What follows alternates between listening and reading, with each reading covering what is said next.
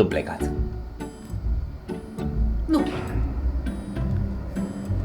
Niciodată? Ce mâncăm, Diana? Căutăm un gyros să vedem dacă găsim. Am crezut că căutăm o urzicătorie. Urzicătorii? Da, ca să mâncăm urzici. Lasă că avem în geantă, dar ne avem la conservă. Am adus eu de acasă. Ați adus borcan de urzici? N-avea urzică, Diana. N-avea urzici. Deci n-avea urzică. Nu știu, numai la noi în curte sunt urzici. Da, cred că doar la noi au crescut. Vicul de la ora 11 cu vicul de la ora 10 cu vicul de la ora 9 cu vicul de la ora. Luați-vă o cameră. Serios? Dar eu v-am chemat ca să veniți cu mine în concediu. O să mă duc să mă pup în dulap. Noi când mergem la plajă suntem 3 personaje. Vă prezint pe Pepenel, Sexy Mamacita și Exploratorul. Să mergem la plajă. Trebuie să trecem prin tot acest tunel în care te poți duce așa cu buliști.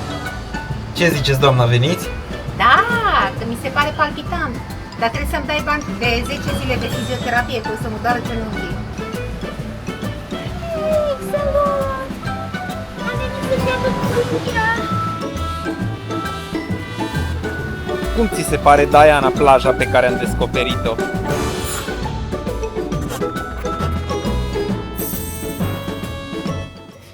Am ajuns la noua cazare.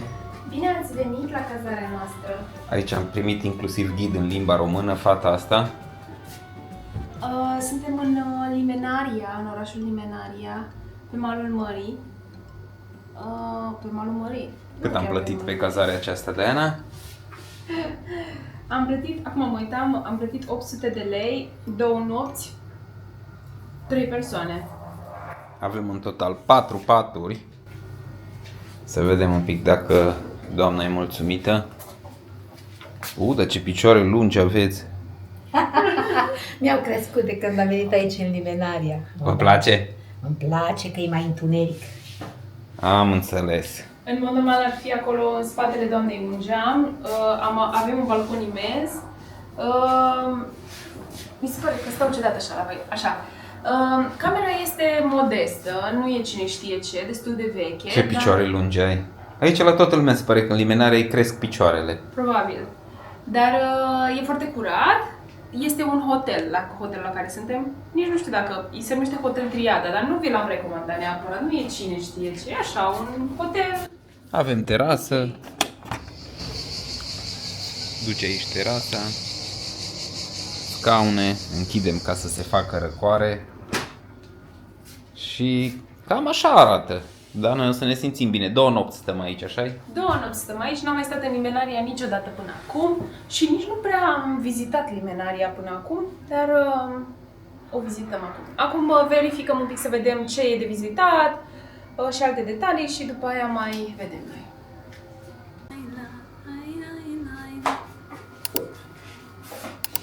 Ai spus că ne duci la masă. Haide! Haide la masă!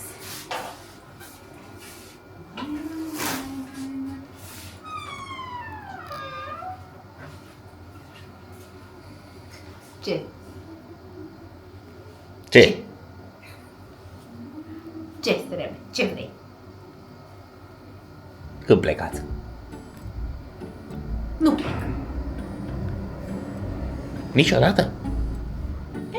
Voi pleca eu peste vreo 20 de ani.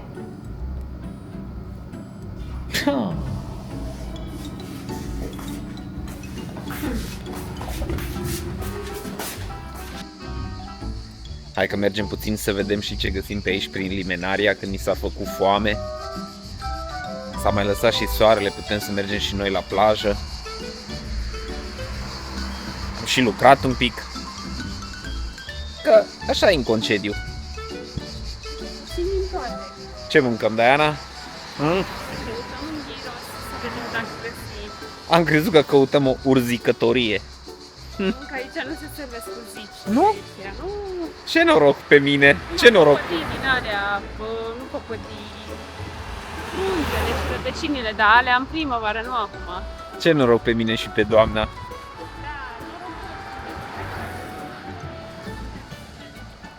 Poftim? Aici mergem încolo. Hai să mergem. Au zis doamna că aici nu sunt urzicătorii. Urzicătorii? Da, ca să mâncăm urzici. Lasă că avem în geantă, dar ne avem la conservă. Am adus eu de acasă. Ați adus borcan de urzici? Măcar ați adus și slănină. Nu și slănină, dar mai puțin. Că slănina e pentru ceilalți. Ați adus pentru fată. Slănina? Da. Da. E prea cald, Dani, să mănânci slănina. La un gyros ar merge. Așa un gyros ca la Moldov. Altceva. Am trecut pe aici pe lângă un magazin și mama de aia ne întreabă dacă avem loc în mașină și pentru o umbrelă. Că numai atâta ne mai lipsește, o umbrelă și o vacă de mulți să mai punem în mașinuță. O umbrelă și o vacă de mulți. Dani, ne-ar trebui o umbrelă. Dar de ce plouă aici? Cape. Să nu ne stricăm fața. Să nu vă stricați fața. Păi de ce nu vă puneți SPF-ul? Am pus SPF-ul, Și dar nu e atunci? suficient, că e prea soare aici la Grecia. Aici la Grecia, aici la Spania, aici la Grecia, aici pe comunitate. Astăzi atât am mai râs, nu-i așa, Diana? Ați dormit mai mult decât ați zis. Nu, că am dormit, dar pentru noi suntem mai în vârstă, noi trebuie să ne și odihnim. Diana tot a venit și tot trage de pe la 2 de noi, hai să mergem la plajă, da? Nu toți suntem la vârsta ei ca să putem să mergem la plajă, țac, pac. Hai, ce plajă frumoasă aici. Așa-i? Ia uitați ce plajă frumoasă. Uite cum are lumea umbrelă, poate să fiască, poate să stea frumos, vezi? Uite, pentru asta trebuie umbrelă, ca să poți să stai la plajă și când e soare tare. Iar vorbim de lipsuri, așa-i? Dar vă închiriez șezlong cu scaunel din ăla cu umbrelă cu tot, nu-i bun? Nu, că mie îmi place pe nisip. Am înțeles. Asta e ultima fiță, să vii în Grecia să stai pe nisip. Da, și să ai umbrelă. Am înțeles. Bine, păi luăm și umbrelă, ce să zic? Ca să fie doamna bine, luăm și umbrelă.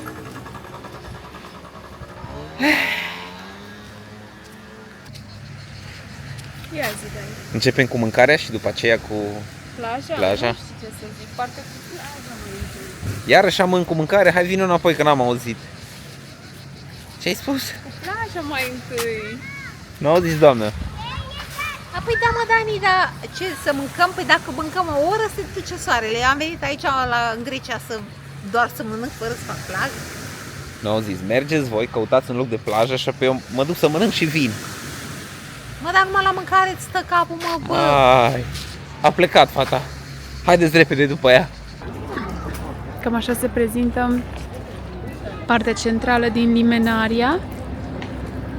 Iar aici sunt restaurantele, dintre care cel la care am mâncat noi este tot aici. Și acum mergem pe faleză și o să ne ducem puțin să vedem ce mai este pe aici. Noi am mai fost, dar să vă prezentăm și vouă așa în mare. Și aici este portul. Iar acolo sus am înțeles că e ceva castel, palat, ceva... O să mergem probabil, pentru că imediat după el este și o plajă foarte faină.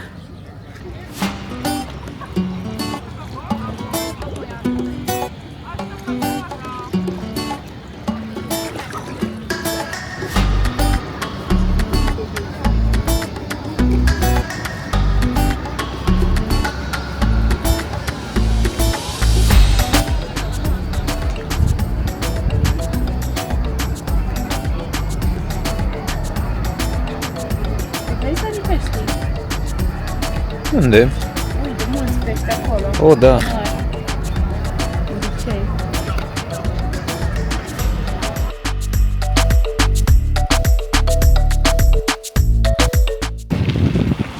O nouă zi, o nouă plimbare cu bicicleta. De data asta pe faleza, să zic așa. Da, pe faleza Limenariasului. Era să spun Larnaca. Totul liniște astăzi, foarte liniștit, pentru că dimineața e ora 7 fără, cred că.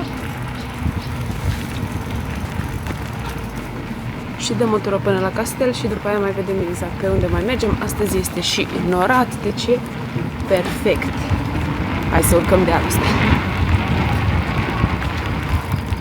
Bună dimineața, Dani! Bună dimineața, Diana, cum ai dormit? Neîntoarsă. Neîntoarsă? Da, Nu te-a întors nimeni azi noapte? nu m-a întors Unde mergem ca azi? pe șnițel. Nu știm, dar mergem înainte. Mergem aici în Limenas, acolo sus la cetate. Limenarias. Limenarias. Sunt foarte smănătare. Da. Limenarias, sus la cetate. Se numește, locul ăla se numește Castelul Speidel. Da. S-a construit prin anii 1900, pe vremea când erau mine pe aici.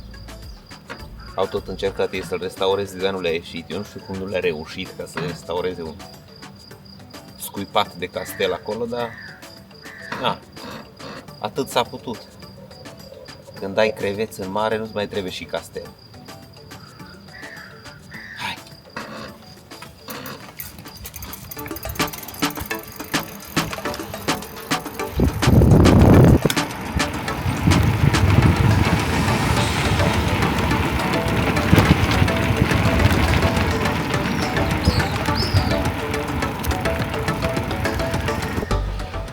Am ajuns și pe malul mării. De fapt, aici foarte aproape e castelul, chiar în stânga, față de cum vedeți voi. Am văzut și lucrurile de restaurare care au început, dar am văzut un panou de 600.000 de euro între 2000 și 2006, dar probabil că nu au finalizat. Nu știu dacă se vizitează castelul, dar o să încercăm să vedem. Bine, nu la ora asta. Merge cu bicicleta. Oare nu? Nu pe aici. Păi nu, prin altă parte. Nici pe aici, nici pe jos nu se poate merge. Am ajuns la The Crown of Limenaria, care sunt niște bucăți de marmură puse în formă de coroană. Bucăți mari de marmură. Niște bucăți mari de marmură. Și aici se poate vedea orașul. Hai să vă arăt. Nu chiar se vede orașul, se vede parte din oraș. Și aici mai este și o piscină, doamne, o plajă foarte faină. Acolo jos. Ia să vedem dacă vă pot arăta, da.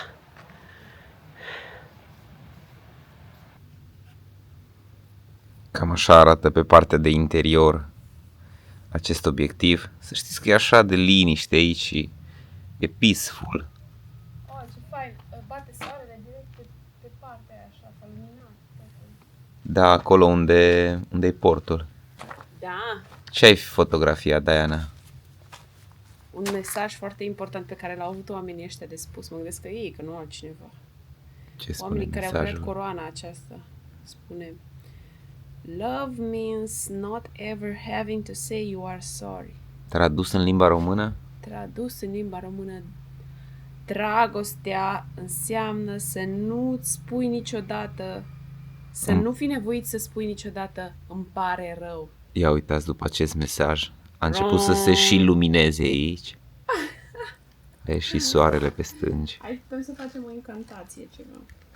E foarte frumos. Să veniți. Dacă sunteți în apropiere de Limenaria, eu spun să veniți pentru că e un loc așa liniștit, frumos. Și cu o priveliște superbă. Da. Ce am descoperit noi, Diana? O plajă fără nume. Plaja fără nume. Vă dați seama că există plajă în Tasos care nu există. Am mers mai departe de la Crown of Limenaria, pe drumul jos, către plaja Medalia Beach. Și între Medalia Beach și Crown există o plajă micuță, așa, foarte Așa de frumoasă. frumoasă. cu Ia nisip uitați-vă aici. plin, Bine, intrarea în apă pare că e de stâncă, dar așa e și la Medalia Beach, dar e izolată. Deci aici sigur nu o să fie mulți oameni. Deci dacă vreți să veniți pe o plajă Atât de aproape de Limenaria. de care nu știe nimeni, aici trebuie să veniți.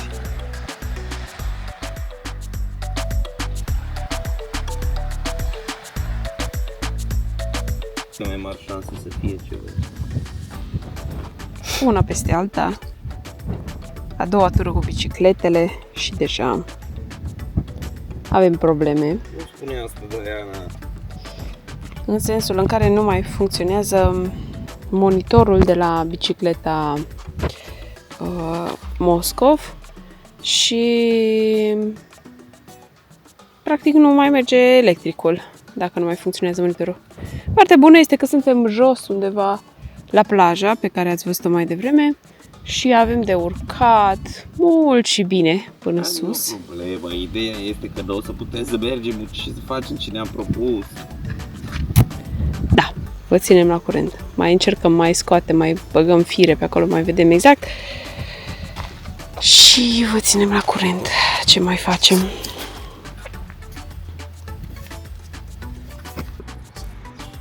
Suntem la capitolul demontat. Am ajuns la hotel și acum vrem să vedem exact ce și cum se mai întâmplă pe aici. Dani văd că a reușit să dea jos Mă, dar m-am mușcat în țări. Da, chiar sunt țânțari. Așa că sunt. Da. Am pus bateria, am scos bateria, oricum ar fi, nu a funcționat nimic până acum. Am și deconectat, aici era o conexiune, am încercat să scoatem și să băgăm la loc, n-a funcționat. Și E pe direct acum, Diana. Real. Acum pe direct, hai să vedem. Live. Live nu se întâmplă nimic. Înseamnă că live nu cred că e de aici de la... Ba da, s-a deschis. Eh? S-a deschis! S-a deschis! Ce s-a întâmplat? Problemă. You're my hero!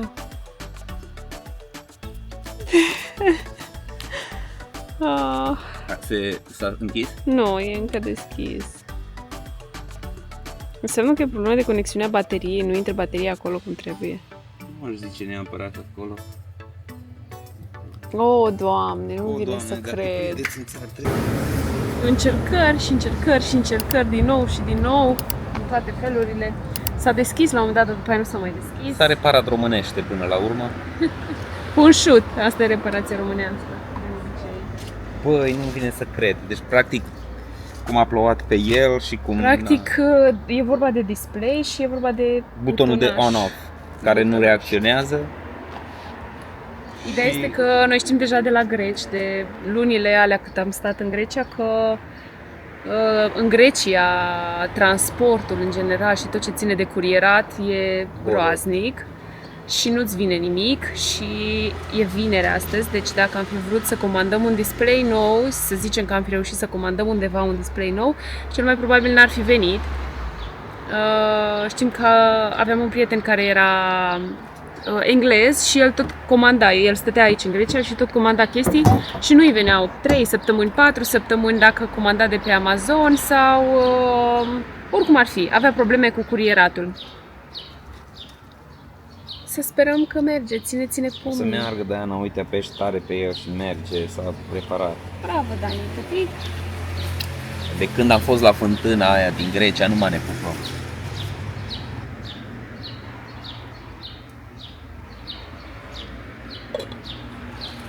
Springos. Avem aici lângă hotel un bakery și cred că mergem acolo să bem o cafea.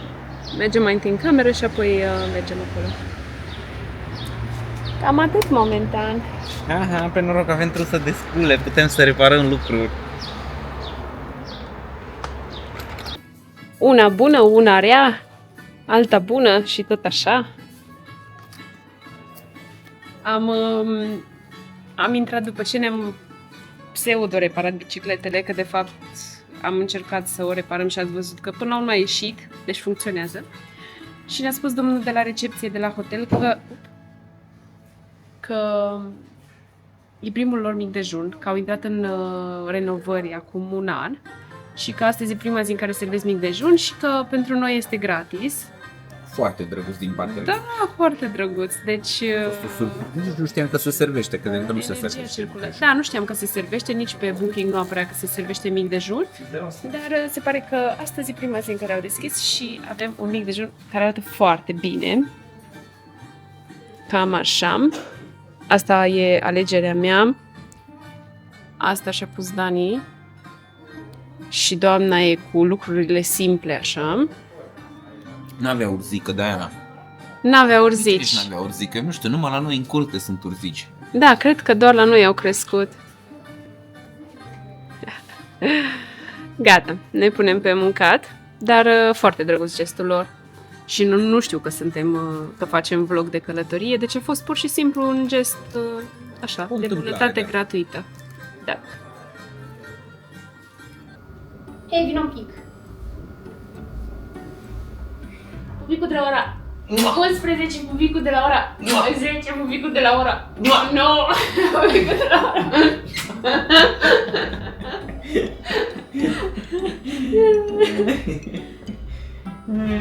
Pupicii de la Love Spring. Dacă am fost ieri la izvor acolo, am zis că ne pupăm în fiecare oră de când am fost la izvorul dragostei. Ce, suspină cineva acolo? Luați-vă o cameră, frate. Serios? Dar eu v-am chemat ca să veniți cu mine în concediu? Da, Serios? tu! De ce nu mergeți pe balcon? Că se dă balcon, nu știți că așa se face când ești mai mulți în cameră. Se dă balcon. Așa se zice. Adică... Trebuie să ieșiți pe balcon când vedeți că se pupă tinerii. Să mor. Da, serios? Dar de ce nu v-ați luat camera separat? Da, n-au fost bani. Nu fost bani. Eu aveam bani pentru cameră. Eu n-aveam. Apoi acum dacă vrei să mergi pe banii mei concediu, ai răbdare la pupat. Ah, o să mă duc să mă pup în dulap.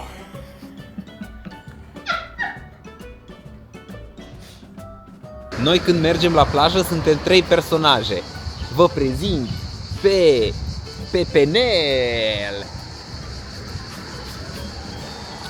Sexy Mamacita și Exploratorul. Să mergem la plajă. Românii când merg la plajă. Români din Tasos, uniți-vă-ți! Uite, doamnă, au dispărut, nu se vede de colacul meu. E amuzant să faci aici vlog în Tasos și să știi că toată lumea te înțelege și că te aude și tu Ești la totuși București, practic. și tu totuși să fii în propriul tău element. Valeria, nu ți-ai... Haideți, doamnă, să vă pozez aici lângă florile astea, că nu v-am pozat. Cum le prindeți? Cum ați învățat? Au niște afide, Dani. O să le stropim, doamna, nu-i problemă, că ne spune comunitatea. Le dăm cu apă și cu săpun. Nu? Poate că chiar funcționează, dar astea sunt afide grecești. Nu știu dacă merg cu apă și săpun. Da?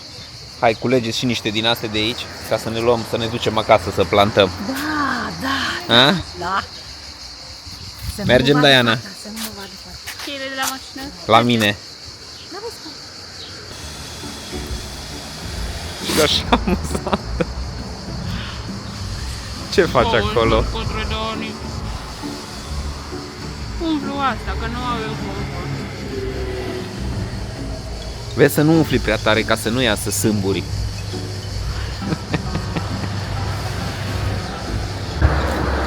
Ați vrut ca să vă mascați în girafă sau de ce v-ați luat prosopul ăsta? Ca să nu mai zici că-s despuiată. E bine așa? E foarte bine. Da, bine. Ah.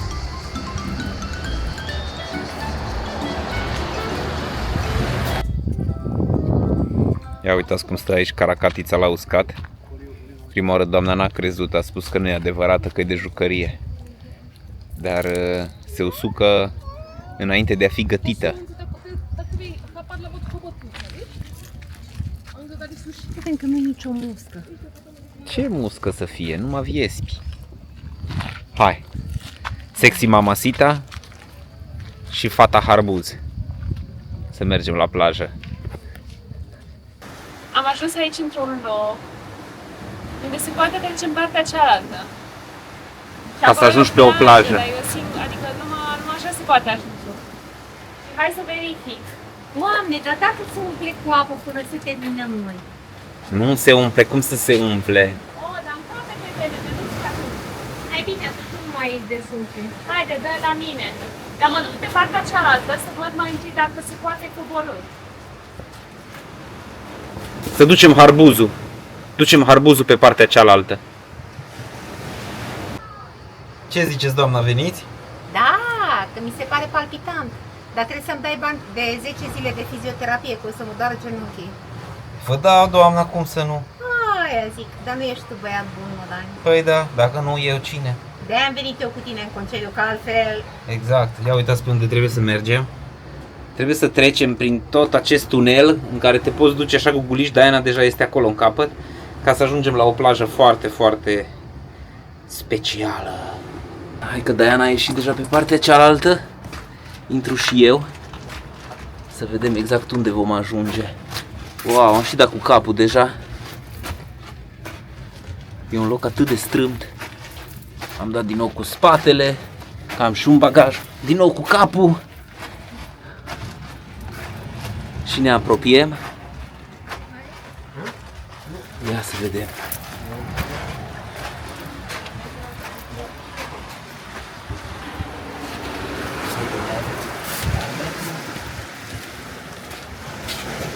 Wow, e super! E foarte frumos. Aici cu siguranță nu vine multă lume. Nu, că nu-și dau seama de oamenii că există. Avem și umbră. Da, numai că aici e periculos. Păi uite ce e aici deasupra. Cred că se încumetă și doamna să vină. Se vede acolo umbră. Hei,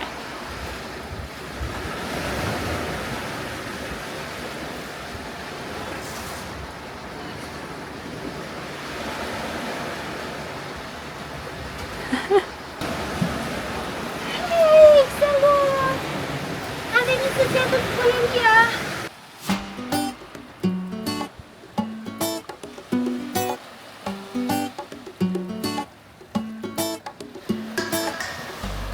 Cum ți se pare, Diana, plaja pe care am descoperit-o? E foarte faină, că suntem numai noi aici, mai mine. Și ne relaxăm. Așa, pe pietre. Pare relaxant. Foarte relaxant.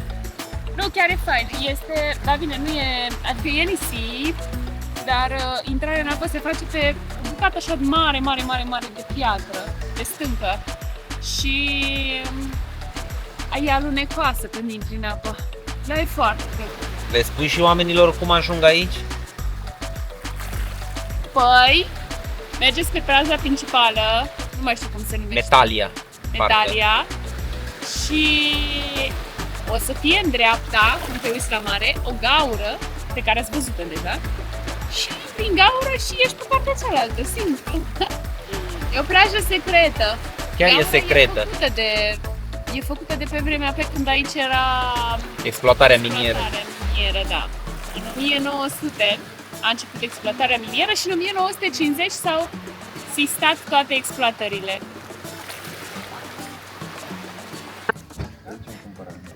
În seara asta am venit în satul Teologos, care e unul din satele cunoscute din Tasos, satele din munte, nu cele de la mare.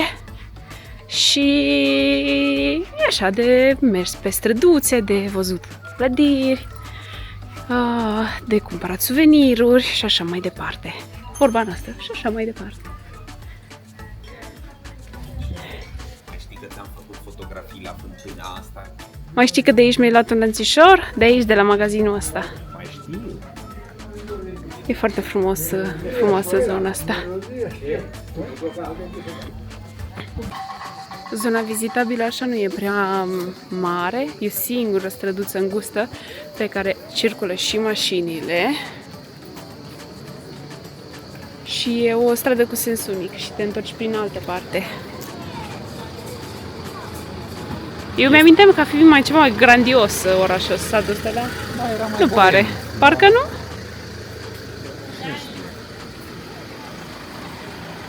Da, na, na. Stați că de fapt nu ajunsesem în centru, că acum am ajuns.